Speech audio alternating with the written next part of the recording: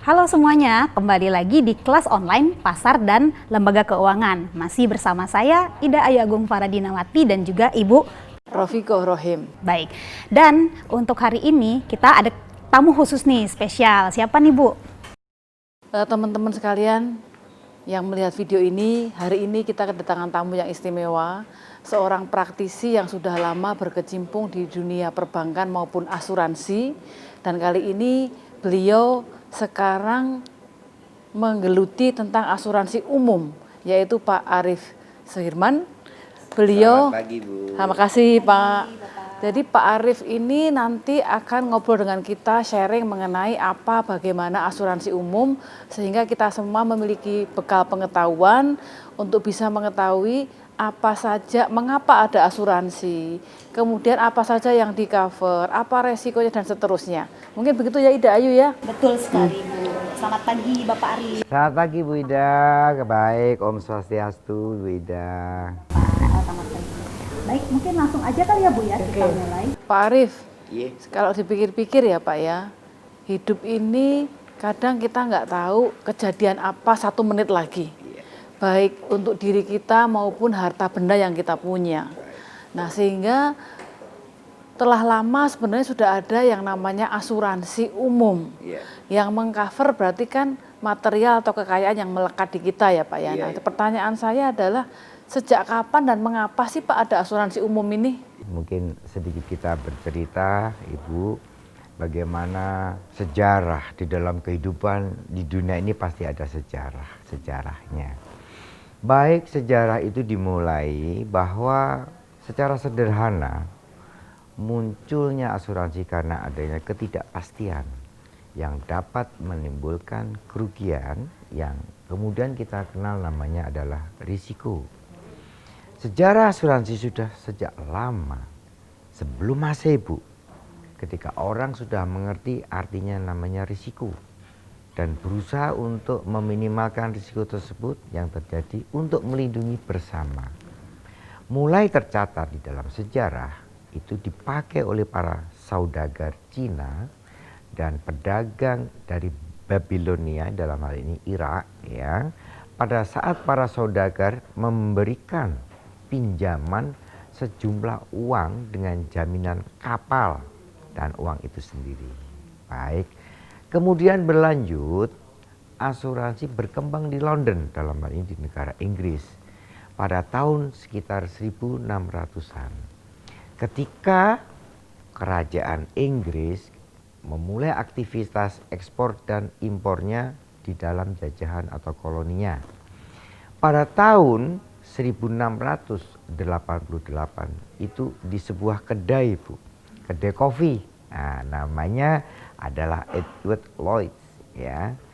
Itu muncullah di situ seperti kalau kita di bank Bu, kita kan ada sejarah di salah satu bank pemerintah munculnya dimulai dari masjid. Nah, ini sama dimulai dari kedai kopi. Nah, mungkin juga sekarang ini terjadi Bu, bahwa sekarang kita kumpul-kumpul di kedai kopi, muncullah kemudian ide bisnis dan sebagainya. Berarti dapat dikatakan asuransi ini sudah ada zaman sebelum Masehi, Betul. yaitu zaman Babilonia. Betul. Ketika bangsa-bangsa Irak melakukan perdagangan dengan orang-orang Cina ya Pak ya. Betul. Nah dan juga kita ketahui tadi Bapak menyebutkan bahwasanya kemudian diperluas ketika Inggris memiliki jajahan yang cukup luas mengirim barang ekspor impor, dan itu adanya di cafe Edward Lloyd. Nah ini teman-teman yang nanti kalau sudah nabung punya uang pergi ke London, jangan hanya foto di tempat-tempat yang Big Ben ataupun taman, tapi pergilah ke Lloyd's Market. Lloyd's Market itu juga di sentral supaya tahu sejarahnya asuransi umum ini ya Pak ya. Dan kalau diperkenankan saya melanjutkan lagi Bu Rafiko, Bu Ida, kapan asuransi itu mau mulai berada di Indonesia? Nah, di Indonesia asuransi itu dibawa tentunya oleh Belanda Bu waktu itu pada tahun 1845. Ketika mendirikan asuransi Indonesia dengan nama Netherlands Indies Levenverzekering in Liverente Maatschappij atau disingkat adalah NILMIY. Yang kemudian setelah di Indonesia merdeka diambil oleh yang diresmikan secara resmi oleh pemerintah Indonesia itu tahun 1912. Pertama kali di Indonesia di tahun 1912. Lalu bagaimana awal kita semua mengenal asuransi umum, ya nggak Ibu Ida ya? Ibu, asuransi umum itu adalah salah satu bidang ruang lingkup daripada insurance. Apa itu sebetulnya insurance? Yang tadi sudah saya sebutkan adalah kejadian yang akan mungkin terjadi dan apabila itu terjadi akan menimbulkan risiko, ya, konsekuensi namanya, Bu. Baik, di dalam POJK, ya, Bu, disebutkan bahwa di dalam POJK nomor 23 tahun 2015 itu dikelompokkan dalam jenis-jenis asuransi. Minimal ada 3 asuransi yang ada di Indonesia sesuai dengan POJK tersebut, yaitu yang pertama adalah asuransi umum. Nah, yang memberikan jaminan, Bu, ya ini bedanya nanti dengan life atau kesehatan, atas kerugian, kerusakan harta benda, kemudian tanggung jawab hukum. Nah, kalau umpama ada putusan hukum yang bermasalah, ini juga bisa di cover, Bu, dengan spesifik gitu, Bu. Kemudian yang diderita atas terjadinya risiko tersebut. Di luar yang tadi asuransi jiwa. Nah, asuransi jiwa secara umum itu adalah insurans yang berkaitan dengan jiwanya itu sendiri, termasuk dalam hal ini kesehatan, kematian, dan sebagainya. Dan yang terakhir adalah asuransi syariah. Karena kita tahu, Bu, populasi penduduk negara Indonesia adalah terbanyak adalah muslim. Demikian, Bu.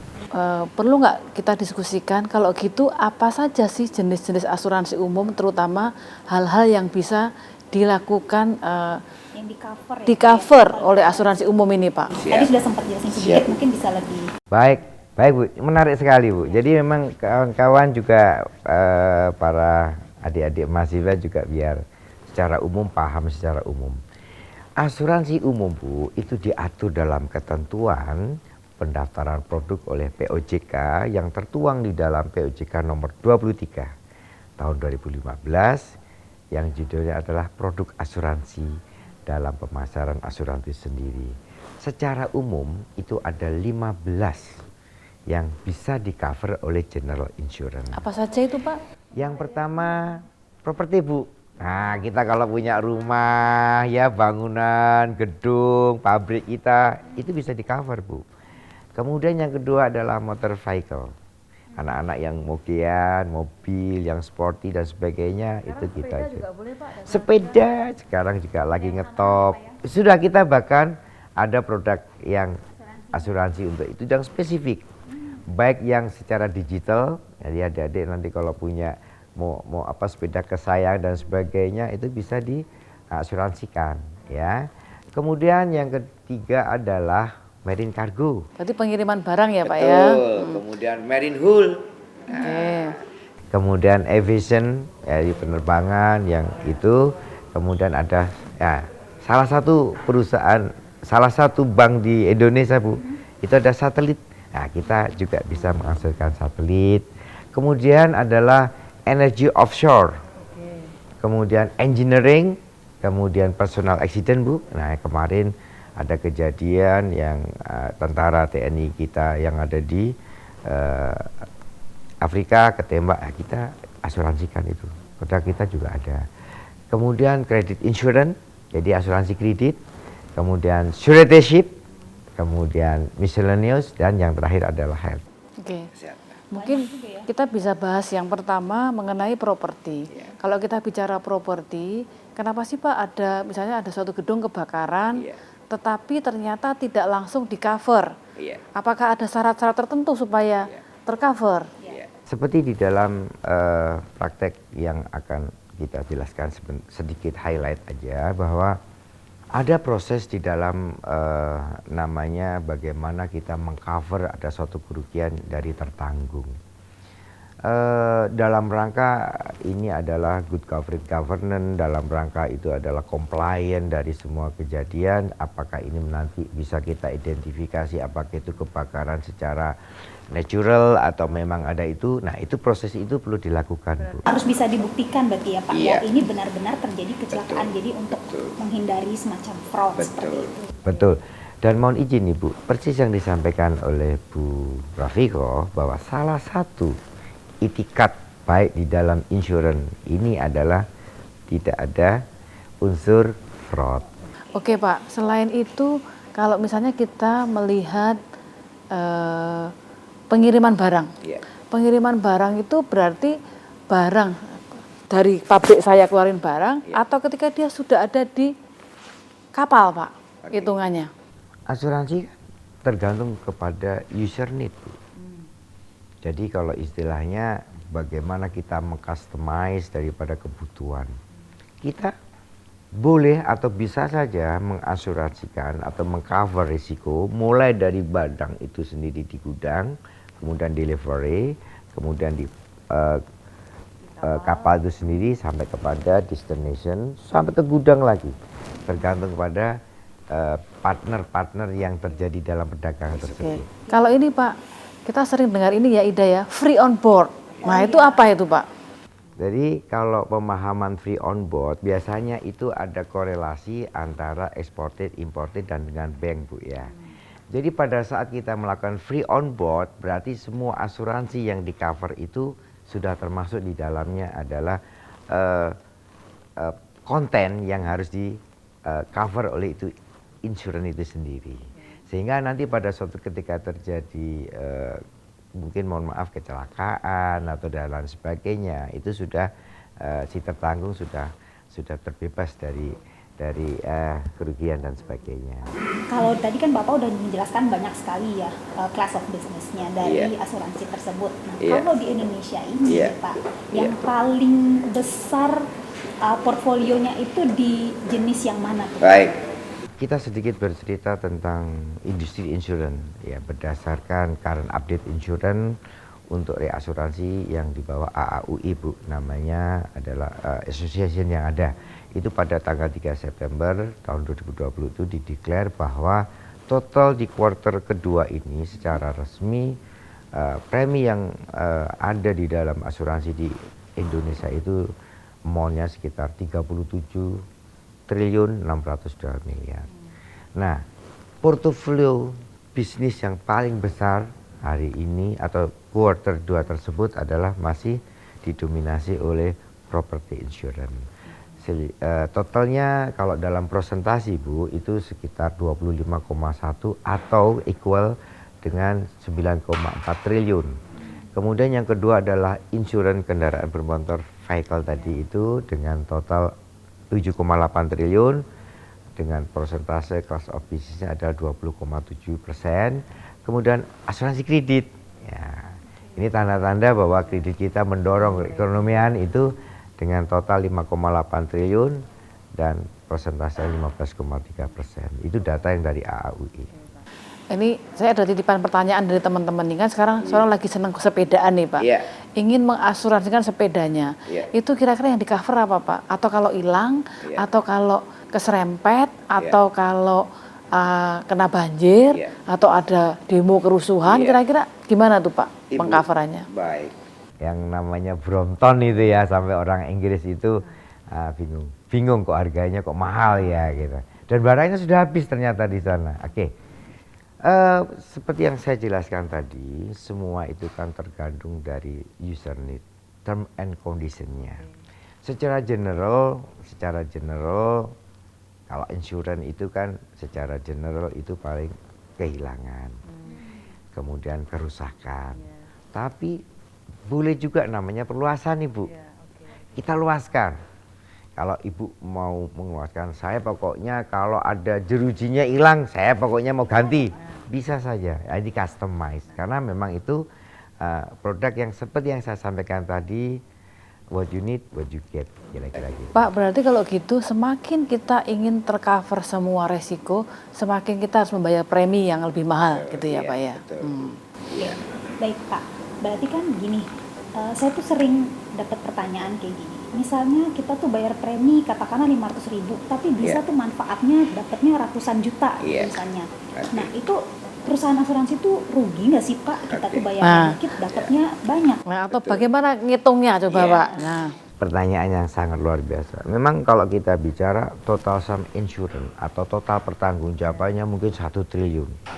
Kok bayarnya premi, let's say taruhlah cuman hanya 10 miliar, apa nggak rugi?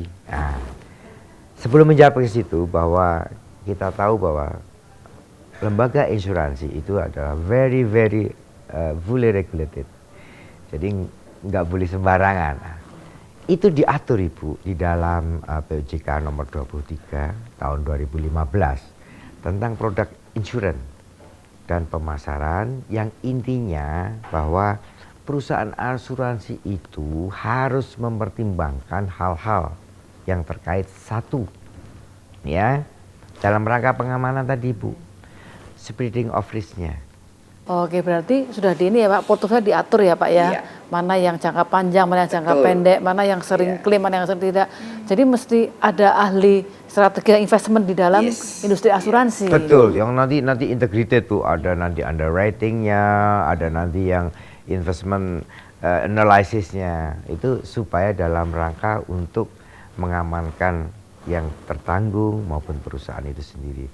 Kedua, selain spreading of risk, ada yang namanya the law of large number atau big number.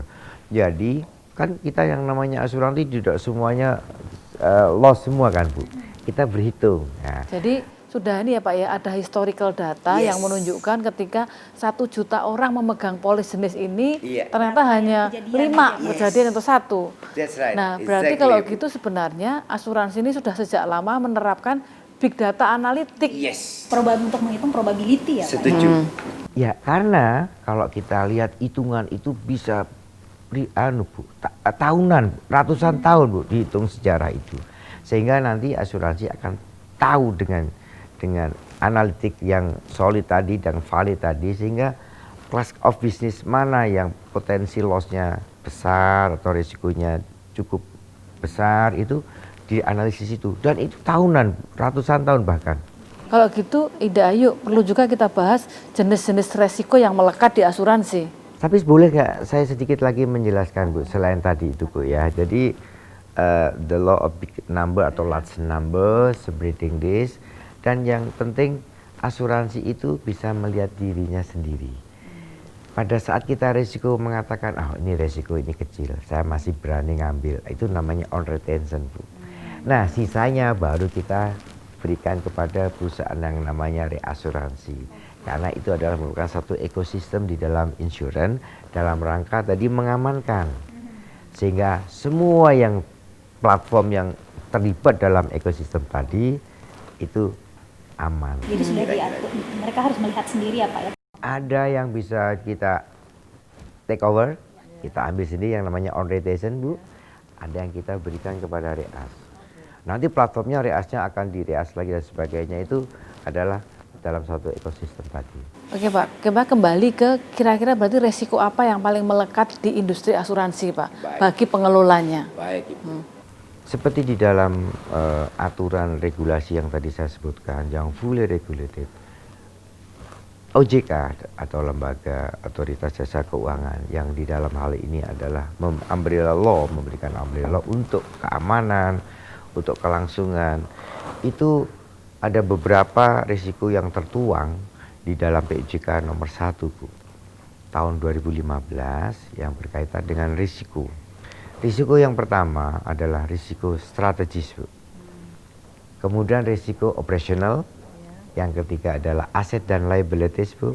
Kemudian risiko kepengurusan, kemudian tata kelola atau good corporate governance, kemudian dukungan dana, dan adalah risiko asuransi sendiri dalam hal melakukan reasuransi kepada perusahaan reasuransinya ini. Jadi itu diatur di dalam POJK tersebut. Oke, berarti Ida Ayu, teman-teman nanti juga harus mendetilkan mengenai jenis-jenis resiko yang melekat di industri asuransi.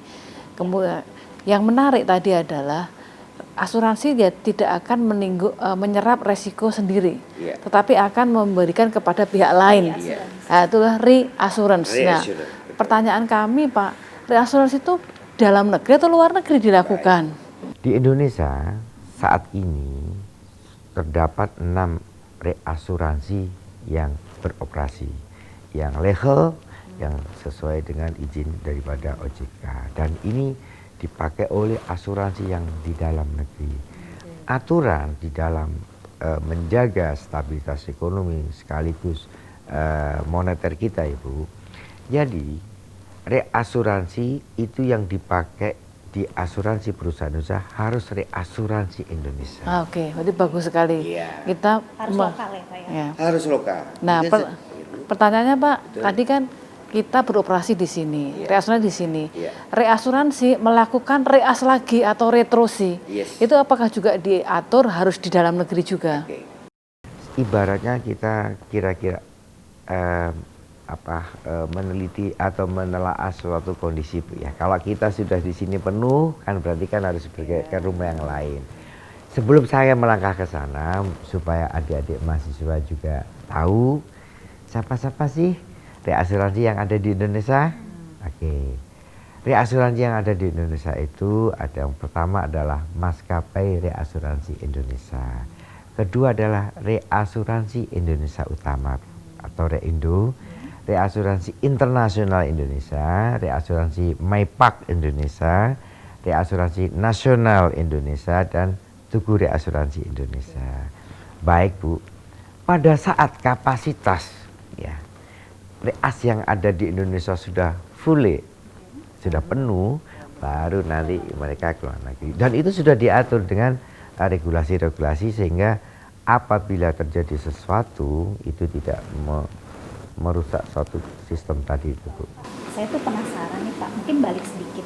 Kalau kita kan bayar premi nih nasabah, nah kemudian oleh perusahaan asuransi itu preminya dialokasikan kemana ya Pak biasanya? Boleh. Ada 2 treatment pada saat kita menerima premi dari si nasabah atau tertanggung. Yang pertama adalah kita melihat dari analisis risiko tadi itu. Analisis kapasitas kita juga di dalam rangka itu. Pada saat kita menerima risiko tadi yang harus kita cover dengan kita mendapatkan feedback adalah premi, kita berhitung. Asumsi kalau itu semua, kan tapi nggak boleh kita kan nggak semua. Itu taruhlah 99%. Kita nggak ambil alih, kita masukkan reasuransi. Sisanya tentunya kita juga akan investasikan supaya tidak idle, Ibu. Nah, ada aturan-aturan di dalam POJK nanti yang mungkin akan bisa saya sampaikan ke Ibu. Oke. Mungkin terakhir ini ya Pak ya. Kalau kita lihat ada beberapa klausa yang sering dibahas di media sosial. Ternyata kalau kita ngirim barang itu asuransi nggak menanggung kalau ada kerusakan karena tikus, karena serangga. Nah itu gimana Pak? Ini karena ada beberapa, sekarang kan lagi eranya e-commerce nih, orang ngirim ternyata ada kerusakan. Nah itu bagaimana Pak? Jadi kembali lagi kalau kita berbicara TC atau term and condition. Nah ini memang harus ada kesepakatan, kesepahaman, Bu. Bagaimana mekanisme pada saat dia membuka asuransi, ada omong-omongan, klausula-klausulanya jelas, sampai kepada it happen, terjadi.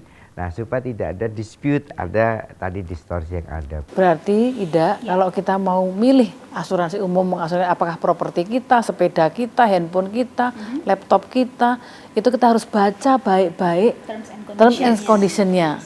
Dan harus paham, dan nanti ketika klaim seperti apa, dan tidak hanya kita yang harus paham, harusnya asuransi pun juga ada willingness untuk menjelaskan. Literasi, edukasi itu Bu, makanya yang paling penting Bu, yang paling penting insuran itu supaya bisa tumbuh pesat di Indonesia khususnya ada program edukasi literasi yang saat ini masih lebih sedikit dibanding literasi edukasi dari perbankan. Nah kita saat ini bekerja sama dengan OJK, AAUI dan perusahaan asuransinya segera melakukan edukasi penetrasi sehingga masyarakat Indonesia itu monsewu melek asuransi. Pertanyaannya, Ida Ayu, kamu udah mengasuransikan apa? Oh, saya sih macam-macam Bu. Kalau bisa diasuransikan, diasuransikan. Nah, sekarang Pak, ini ada eranya artis manggung. Dia mengasuransikan kalau pemain bola kakinya. Kalau penyanyi Ada pita yang suaranya, senyumnya, ada yang senyumnya. Nah, itu gimana Pak? Iya Bu, kita salah satu yang customize tadi seperti itu. Jadi contohnya izin Bu, suatu risiko itu kan related dengan profesi yang bersangkutan. Kita mungkin pernah dengar seorang maestro musisi dari Italia yang atau termasuk Elton John Bu ya, melakukan asuransi tangannya karena beliau pianis sekaligus. Kembali lagi, itu insurance yang mengcustomize user need-nya. Tentunya tadi Bu, ada biayanya, ada term condition-nya. Kalau dia tangannya umpama mohon izin, dia dilakukan sendiri, mohon maaf, dipotong dan sebagainya, nah itu fraud kan. Nah, itu kan nggak akan diganti seperti yang pertanyaan pertama. Tapi kalau dia mohon maaf pas waktu dia jalan kecepit pintu dan padahal besok dan sebagainya, itu bisa di cover semua risiko atas terjadinya itu dan impact apabila itu tidak dilakukan. Bahkan sekarang juga resiko pertunjukannya, kan bisa aja kan batal atau apa gitu ya Pak ya. Itu inconvenient Bu. Jadi contohnya lagi, umpama non sewu Bu, mohon maaf, Ibu lagi boarding nih pesawat, tiba-tiba diumumkan, ya para hadirin, mohon maaf bukan para hadirin Bu ya, para penumpang yang kami hormati sehubungan bla bla bla bla alasan teknis, nah itu di cover. Pak, tapi ada nggak sih Pak kayak orang yang mau ngajuin aplikasi asuransi gitu, tapi ditolak gitu? Oh baik. Tadi kalau di dalam perjanjian itu kan salah satu poin di dalam undang-undang kita adalah sebab klausula yang halal. Ya Bu ya. Asuransi kan pada hakikatnya juga ada omong-omongan, kesepakatan dalam satu perjanjian yang namanya polis.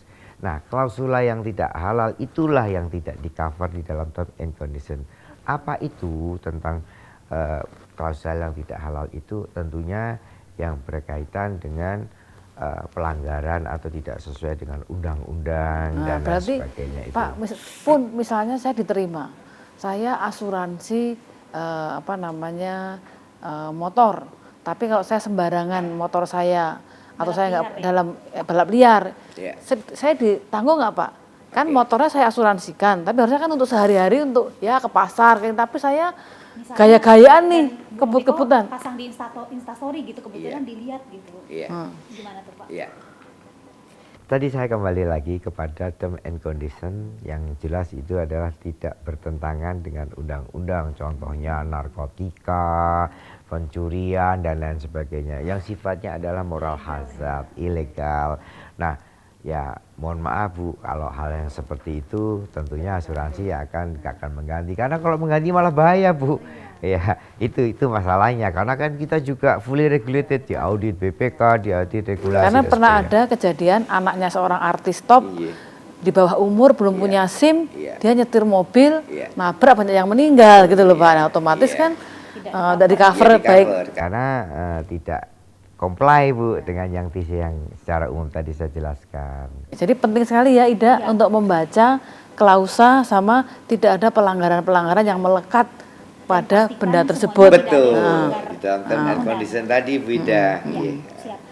Pak, sekarang nih saya mewakili suara hati teman-teman yang nonton nih Pak. Mungkin mereka sekitar 1-2 tahun lagi akan lulus kuliah. Kalau misalnya tertarik nih Pak kerja di asuransi, kira-kira bidang-bidang apa saja sih yang dibutuhkan di industri asuransi ini, utamanya asuransi umum? Sebagaimana kita ketahui, asuransi itu pada dasarnya adalah platform dalam suatu organisasi. Ada fungsi-fungsi, ya. Tentunya yang kita mulai adalah yang jualan. Itu ada yang namanya relation manager atau RM. Di mana ada fundingnya, AO lah kalau istilahnya di perbankan atau funding yang memasarkan asuransi itu. Itu sebetulnya tidak terlepas harus ekonomi, harus enggak, semua bisa kita create. Yang pertama agen penjual ya Pak. Agen penjual, betul. Kemudian, nah di era sekarang Bu, yang seperti yang Bu Ida tadi sampaikan, ada digital ecosystem partnership yang kita ngobrol masalah platform, kita masalah ekosistem digital, ya tentunya terlibat di situ ada anak-anak yang di bidang digital itu sendiri, IT-nya ya, dan analisis statistik itu semua bisa. Oke, kemudian yang underwriter yang bagaimana menganalisis suatu risiko, dan itu bisa juga dari orang ekonomi, orang pertanian pun juga nggak ada masalah kan, semuanya kan akan dilakukan pendidikan dan sebagainya. Aktuaris juga yang sama. Yang penting bagi insuran itu Bu, bahwa apapun yang kita lakukan selalu yang pertama adalah kita desain kapasitas kompetensi dari sumber daya manusia ini inline dengan bisnis proses yang ada sehingga tidak ada gap.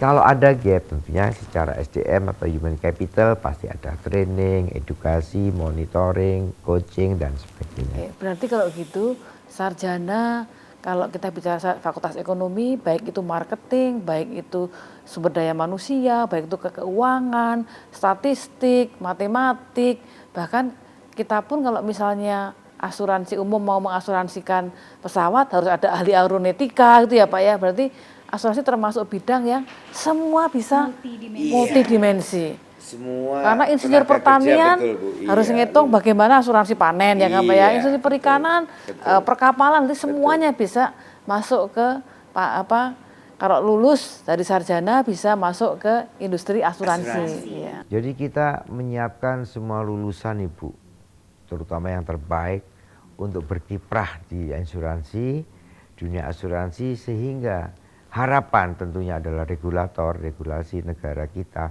ya asuransi semakin kuat sehingga proses aman mengamankan menjadi lebih bagus sehingga ini menjadi pendorong penguat stabilitas ekonomi kita. Sepakat Pak Arief, Bu Ida, bahwasanya kalau kita merasa aman, resiko udah ada yang menanggung, otomatis kita akan bekerja dengan tenang, beribadah dengan tenang, sehingga kebahagiaan akan muncul ya Pak ya. Terjadi. Begitu. Luar biasa sekali. Jadi ini teman-teman ternyata memang di industri asuransi itu tidak hanya sebatas agen ya. Jadi macam-macam banget profesi yang ada di balik suatu industri asuransi tersebut. Oke, luar biasa sekali Pak Arief. Terima kasih banyak atas penjelasannya dan kesediaannya. Terima kasih. Satu mungkin untuk mengakhiri and closing ya, supaya menjadi kawan-kawan reminder ya. Saya sedikit pantun Bu ya. Iya Bu. Makan nasi, lauknya ikan teri. Mari berasuransi agar tenang setiap hari. Luar biasa pantunnya dari Pak Arief. Sekali lagi terima kasih banyak ya Pak.